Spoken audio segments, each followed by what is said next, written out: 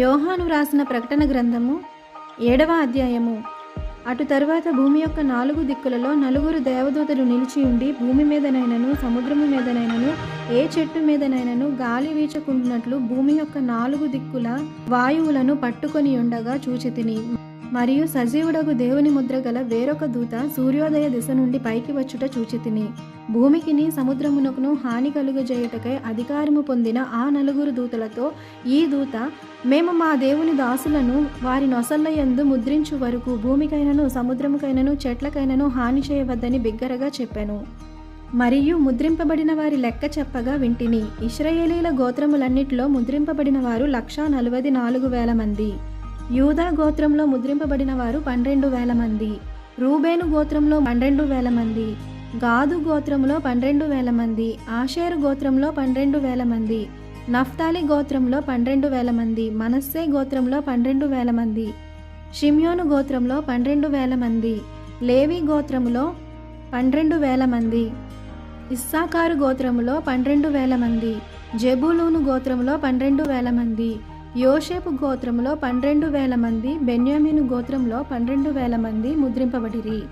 అటు తరువాత నేను చూడగా, ఇదిగో ప్రతి జనములో నుండియు ప్రతి వంశములో నుండియు ప్రజలలో నుండియు ఆయా భాషలు మాట్లాడు వారిలో నుండియు వచ్చి ఎవడునూ లెక్కింపజాలని ఒక గొప్ప సమూహము కనబడెను. వారు తెల్లని వస్త్రములు ధరించుకున్న వారై ఖర్జూరపు మట్టలు చేత పట్టుకుని సింహాసనము ఎదుటను గొర్రెపిల్ల ఎదుటను నిలువబడి, సింహాసనాసీనుడైన మా దేవునికిని గొర్రెపిల్లకు మా రక్షణకై స్తోత్రమని మహాశబ్దముతో ఎలుగెత్తి చెప్పిరి. దేవదూతలందరూ సింహాసనం చుట్టూను పెద్దల చుట్టూను ఆ 4 జీవుల చుట్టూను నిలువబడి ఉండిరి. వారు సింహాసనం ఎదుట సాష్టాంగపడి, ఆమేన్, యుగయుగముల వరకు మా దేవునికి స్తోత్రమును మహిమయు జ్ఞానమును కృతజ్ఞతా స్తుతియు ఘనతయు శక్తియు బలమును కలుగునుగాక అని చెప్పుచు దేవునికి నమస్కారము చేసిరి. ఆమేన్.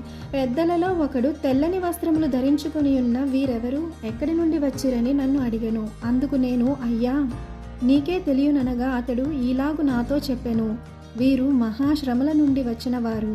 గొర్రెపిల్ల రక్తంలో తమ వస్త్రములను ఉదుకుకొని వాటిని తెలుపు చేసుకొనిరి.